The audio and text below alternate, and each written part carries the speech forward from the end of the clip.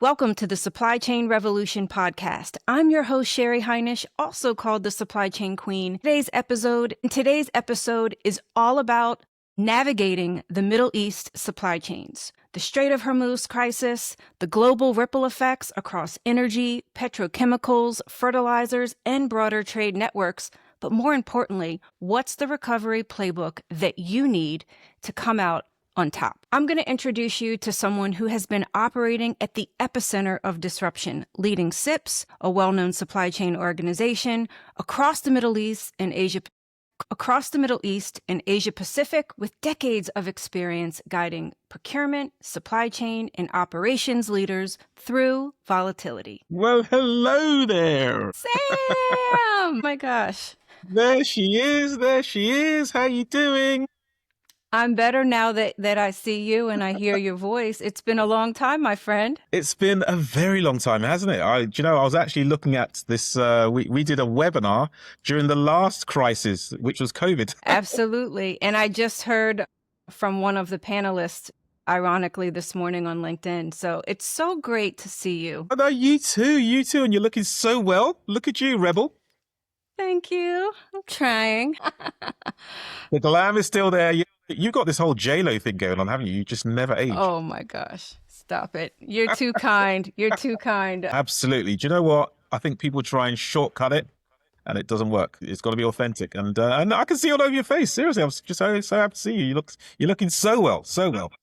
Thank you, Sam. And why don't we kick off, and if you could introduce yourself, tell viewers a little bit about your experience before we dive into navigating Middle East supply chains and the crisis unfolding right now. So, Sheri, good. Thanks for inviting me on. So my name's Sam Achampong. I'm the Regional Director for CIPS for the Middle East, Africa and Asia Pacific. What does that mean? It means I'm a procurement and supply chain professional. That's all it means, really. But essentially, I live out here in the Gulf. I live out here in Dubai. I've lived here for the past 18 years. You may guess from my accent that I'm actually originally from the UK. So I'm a North Londoner, but I moved to Dubai in 2008. So this is home for me. This is my home region. This is somewhere I'm very familiar with. It's where I reside. Wonderful. Thank you, Sam, so much. And you mentioned that the last time we spoke was also in the middle of crisis, in the middle of the COVID pandemic. And the fact that you're literally sitting in Dubai right now as this crisis unfolds in the region, I want to give folks a perspective on what disruption actually looks like on the ground for supply chain operations and procurement leaders in the Middle East beyond what they're reading in the headlines. So this is your chance to give us the real picture. And then I might follow up by asking how procurement teams you work with are triaging right now. Sure, yeah. I think as you probably know from our COVID conversation, first of all, if we kind of pivot a little bit away from supply chain and procurement for a while, it's just to say that it's a very kind of resilient town, resilient part of the world, very, very kind of, patriotic part of the world. So, yeah, there's an awful lot of resilience given what's going on. Driving to work today, I was astounded by the number of kind of flags that suddenly have appeared out of nowhere, and every company, every hotel, every establishment from the Burj Khalifa downwards has a digital sign saying "We stand strong with the UAE." So it's a very surreal time, but it's also a very resilient time, and people are very together. So that's interesting to see, and it was similar to COVID, and it kind of stands a testament that people are comfortable with how they think they are being. So that's one thing.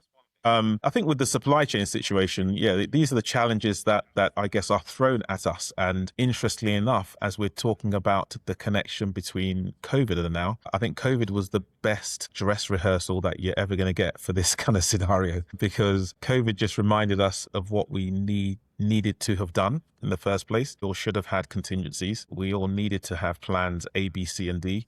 We all needed to not rely solely on long, lean supply chains just because we're in a globalized world. We all needed to not blindly follow concepts, no matter how well defined they are, such as just in time. We had to apply that appropriately and not across the board. So that did make a lot of people rethink the existing practices. So I think on the ground, it made a lot of organizations a little bit more prepared for this situation. So on the ground, the facts are that a major choke point is closed, is choked up. So it means that there is a necessary difficulty in bringing essential goods into the region, commodities into the region, and the way of generating revenue by exporting commodities such as petrochemical products. 20 to 30% on average emanate from this region. So those are the supply chain challenges that people have to face on a day-to-day basis. And that's the reality. And obviously with CIPS, with what I do, we work very closely with all the supply chain leaders and procurement leaders in this region. We have weekly calls. We have we have weekly closed door calls where anonymized calls, but we also have a lot of webinars, etc., to educate the wider public. So I get the insights, the public ones, as well as the kind of closed door confidential discussions. And the reality is that, by and large, given the duration of the crisis so far, most organizations are coping quite well because their business continuity plans were built on BCP number one, lasts up to 4 to 5 weeks. So actually, whether it's a case of not having access to certain commodities, certain goods, or having price disruptions, or having to pivot away from certain ports or supply routes, a lot of organizations were cushioned by and large against this. You said 4 to 5 weeks for business continuity planning, though, and that time is ticking away. Well, it's ticked away already because we're now in week 5 or 6. So the immediate impacts were not there. And you will find in some parts of the world that actually you're seeing immediate shocks. And yes, fuel prices would have increased to a certain extent. But there is a mixture between the business continuity plans and the government support in terms of monitoring price gouging and encouraging the right behavior that have cushioned a lot of organizations from what could have been immediately catastrophic, I think. But having said that, yes, there are clearly commodities and goods that are missing, that have not reached the end destination and have had significant impact, because obviously at the onset of the crisis, there would be varied positions that certain shippers took. For example, many shipping companies would have declared end of voyage from where they were. Those goods are not going to reach where they were supposed to reach. And usually those kinds of goods, products, foods, or whatever, are the reason they're on such a long, lean supply chain is because they're not easily available in the local market. So what you found is that those companies have had to look for alternatives and be creative in those circumstances, because those goods are not going to reach anytime soon. It's not just about a delay in delivery. They're just probably not going to arrive. And if they do, they will feature significant surcharge, because when you declare end of voyage, any additional cost in terms of the remaining logistics cost goes to the client. So those are the immediate impacts. So obviously it's industry specific, but people are seeing those costs. People are seeing shortages and are trying to pivot accordingly. Yeah, it's fascinating, Sam. First of all, thank you so much for those on the ground takeaways for folks listening. I think we had a lot of precursors and opportunity, as you mentioned in your opening, the Suez Canal, COVID. We had an opportunity as supply chain leaders to reimagine what resilience means. We actually had a tap on the shoulder from the World Economic Forum as well in the 2026 Global Risk Report, which came out earlier this year. And what I found most fascinating is what you're describing, is that the number one risk facing business and humanity, 4 years ago, it was climate change and a lot of the environmental risks. It wasn't even AI this year. It was the weaponization of supply chains due to geopolitical risk, which I found fascinating. That's the first time in history that that's ever appeared. So if you're in supply chain and you want to make an impact, now's your moment, right? But then the other side of that is that the markets are no longer solely defining a lot of the opportunity. It's really the government that is forcing. It's a forcing mechanism. And so with that in mind, if we open the aperture, I want to talk a little bit about the recovery playbook. And you've been in this industry for over 2 decades. For any supply chain or operations procurement leader listening right now whose supply lines are running through the Gulf, people who source energy, petrochemicals, fertilizers from the region, what's the very first thing that they should be doing to stabilize their operations? And then also, let's get concrete and actionable. What can they act on immediately, and what should they be thinking about in the future? It's a It's a great long question. question. It's a great question. Quite a difficult one because that assumes we've come to some kind of stability or some kind of conclusion, but of course we haven't. And so the conclusion or the end point is a geopolitical question. So a couple of days ago, you could say there is a ceasefire, and therefore we can now do A, B, C, and D, perhaps. But actually, there is no, from a supply chain perspective, there's no difference now to when the situation started from a supply chain perspective. Ships can still not go through the Strait of Hormuz. So actually, let's assume we're still at steady state, which means that the solutions are still fluid. Mm-hmm. So what should people be doing? There's a bit of hindsight in this, in that I guess supply chain leaders should have had the contingency plans to have articulated at least what to do in the first instance of this happening. Where do we reroute through for our essential commodities? So if those plans are in place, great, you've got a plan. But if you don't have that in place, then now is the time to start looking for what are the essential ingredients to keep your business going. Essentially, what you need to do is to say, right, we don't know when this is going to be over. We need to find ways of getting those essential products into our warehouses, into our restaurants, into our shops, or whatever else. So that you need to do a bit of digging to find out where those suppliers are or where the alternative trade routes are. So that's the first thing you need to do. You can't sit on your hands and assume or wait for the situation to be over, because A, you don't know when that's going to be, and B, even if it is over tomorrow, it's going to take a significant amount of time for the hundreds of ships that are queuing up outside or within the Strait of Hormuz to actually clear that backlog. So you will have a significant amount of time to have to come up with alternatives. And large organizations are taking different approaches, and they're taking the approach is based on the principle that cash is king. Okay, so as an And organization, supply chain is queen. there you go, absolutely, yeah, and that's you beat me to it. Okay, we got the sound bites. so that's the premise. There's a situation going on in which we do not know what the end is, and when we look back at COVID, we look back at it with rose-tinted glasses, but in reality, when we were in it, we didn't know when it's going to end. You take the same assumption here that you need to protect your business. What you find a lot of organizations doing is thinking, right, first of all, we need to retain cash. Let's go to our large suppliers who have a lot more exposure to the rest of the world and ask them to accept extended payment terms. Mm-hmm. Let them be the bankers if they're willing to. They are strategic suppliers anyway. And on the flip side, you know that you're going to have to source certain items from someone else, and you can't choose new global suppliers, so you're going to have to use local suppliers, which is good. So a lot of organizations are pivoting to using SMEs, smaller suppliers, which is fine to substitute certain goods and services. And what they're doing is they are then, to incentivize these suppliers, they are paying them on delivery or in advance.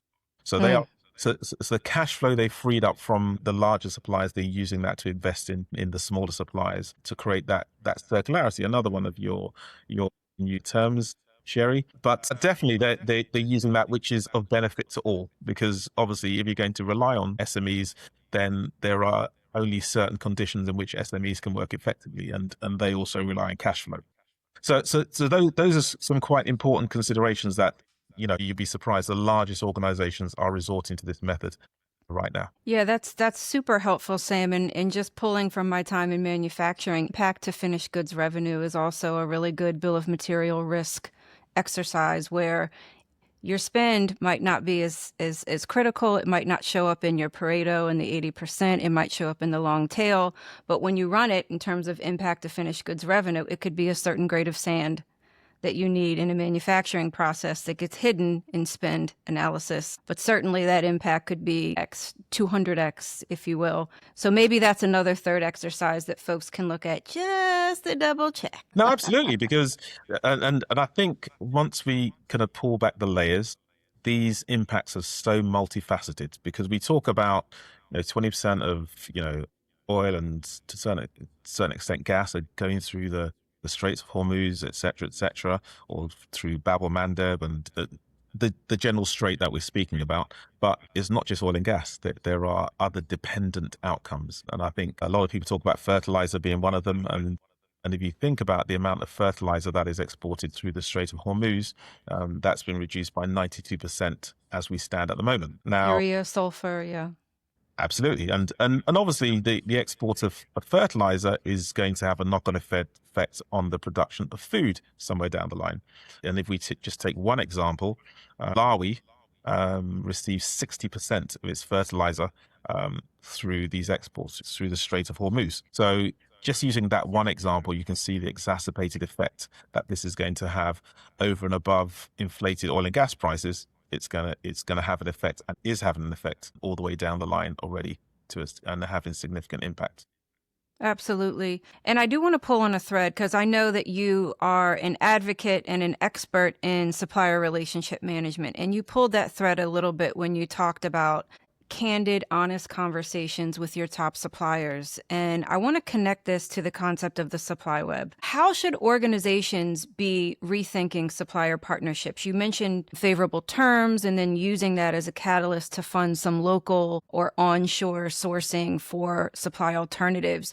But in the light of disruption and some of this single choke point that can shut down 20% of any global supply line overnight, what are the key insights around stepping back or zooming out and how just this interconnected network theory, lean theory that we've all been raised on, right? It's actually no longer helpful when we think about business continuity and supplier relationship management. So what are your like hard-earned lessons now that you can share with the Sam from 10 years ago?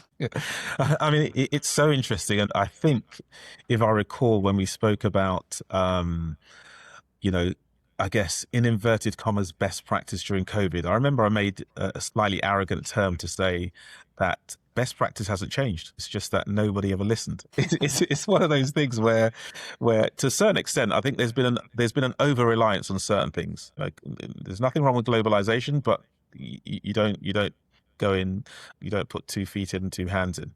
There's nothing wrong with just in time. You just apply it appropriately. So the reality is this: is that you need to first of all identify who your strategic suppliers are, because not all of your suppliers are strategic. The guys who provide you with pens and pencils perhaps are not strategic, so you can only focus where you need to focus. But once you've identified who your strategic suppliers are, who have a significant impact on your business, on your bottom line, if something happens, you need to form a real strategic partnership with them, and not on paper alone. So you need to have a relationship at every level of the business, from the top, from the CEO to CEO, middle management to middle management, warehouse to warehouse. And it needs to be a partnership so that you're either developing ideas or products together.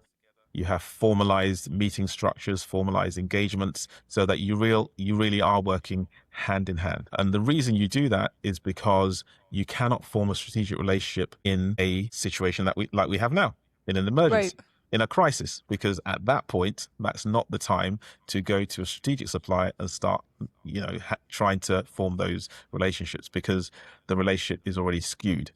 So with It's all sinking. it's sinking. And with all due respect to the supply partnerships I mentioned, where with SMEs, companies are implementing preferable payment terms. With all due respect to those relationships, those are not strategic partnerships. Those are partnerships that are being engaged in to actually, get over the current situations. The strategic partners in this situation are your strategic suppliers who have agreed to longer payment terms. And so therefore they are actually still helping you within the situation. To a certain case, they're helping you with your cash flow. So the first point is, yes, you need to, it's have strategic day-to-day working relationships with your strategic suppliers, because you can't form that relationship in a crisis. And if you do have that, first of all, you will work together to get out of the crisis. You will know a container is going to arrive late before it arrives late and not after the delivery date, because you've actually already got that relationship with your supplier, and you can rely on them not to engage in a series of price gouging, for example. But by the same I mean, we're talking about people here, and I have heard of instances where there are some suppliers who can use a situation to their benefit financially. But again, as I always caution, that it's people working with people, and supply chain leaders and procurement leaders, like anyone else, have very, very long memories, and it's a very short-term strategy to to engage in that behavior because they will not forgive you. And so really that's the kind of strategy you need to take. But I always look at this kind of outlook that says, if you're a procurement supply chain leader, we all know that your main job here in 2026 is to make your organization as resilient as possible. That's your main job, so that whatever happens, your organization does not feel the shock maybe as much as it would have done. And Absolutely. and you also need to remember that there's no when you're doing a post-mortem on these things, you can't write a BCP, business continuity plan, that says what would we do in the event of a global pandemic. That's not really how to do it. You just need to look at scenarios of what would we do in the case that prices increased? What would we do if we couldn't get supply from supplier A? And those are the kind of ways you write them, because you don't know what the crisis is going to be. Global tariffs were a supply chain and procurement issue. The supply chain leaders I speak to during the time that tariffs were first announced, I was quite surprised at some of them who said we've had no effect whatsoever. Why? Because they had mitigation strategies against prices increasing in certain areas. So my point always is that if you're a procurement and supply chain leader, your goal is to make your organization as resilient as possible. And I'll go one step further to say, if you're a procurement and supply chain leader, your goal is never to be famous. Because if you're famous, that means something went wrong in your company and it's in the news that prices got increased, or all of your goods were stuck in the Suez Canal and therefore your bottom line has been affected. If you're a procurement and supply chain leader and you're famous, you probably have not made enough plans, because the best ones I know, no one knows about them. No one's heard of them. And they're the most effective and most productive procurement and supply chain leaders around. We need to get those people on this podcast. I would love for you to make the introduction. I want to pull on a thread because you mentioned people quite a bit in that last answer. You also mentioned some of the underlying capabilities for scenario analysis, ETA, real-time insights that include technology. And so the talent and leadership gap is something that we hear about all the time. We talk about, what capabilities are missing. We hear about AI. And I love the call out that your job as a leader is to make your organization as resilient as possible. And that means you need to focus on professional development, skills build, and some of the future-proof skills that a lot of people need. And the role of AI paired with that investment in your people can close that gap in talent and technical capability. What is your perspective if people need, the top 3 things to focus on to close that talent gap and to become a more resilient, future-proof organization? I think, first of all, organizations need to not take it for granted, and they need to invest in that capacity, that capability development of their people. That's the first thing. So, they can't take it for granted that their staff within that supply chain, within that procurement department, understand 360-degree impact of how to affect obtaining total cost of ownership or obtaining value for their organization. You need to invest and continue to invest in that capability build, that acquisition of knowledge, because the way that organizations create value or prevent loss changes over time. And today, you need to have an advanced knowledge of the impact of ESG, because that's going to hit your bottom line. So if you have invested in training or knowledge for your team 5 years ago, and that's how they're operating from a procurement perspective, from a supply chain perspective, and they have not taken into account that actually local sourcing is important, supplier behavior is important, people are important, and they do form that triple bottom line. And because your brand could be damaged irreparably, or your reputation could be damaged irreparably, then you haven't protected your organization. So it's an essential investment in those people. So these people need to know. I think the one thing that's missing is we're not investing enough in people skills, funnily enough. I think procurement and supply chain people have lots of technical skills. To be honest, they probably don't need any more. I mean, who needs to learn negotiation anymore? I mean, to be honest, these technical skills are overplayed in their importance. Very important, but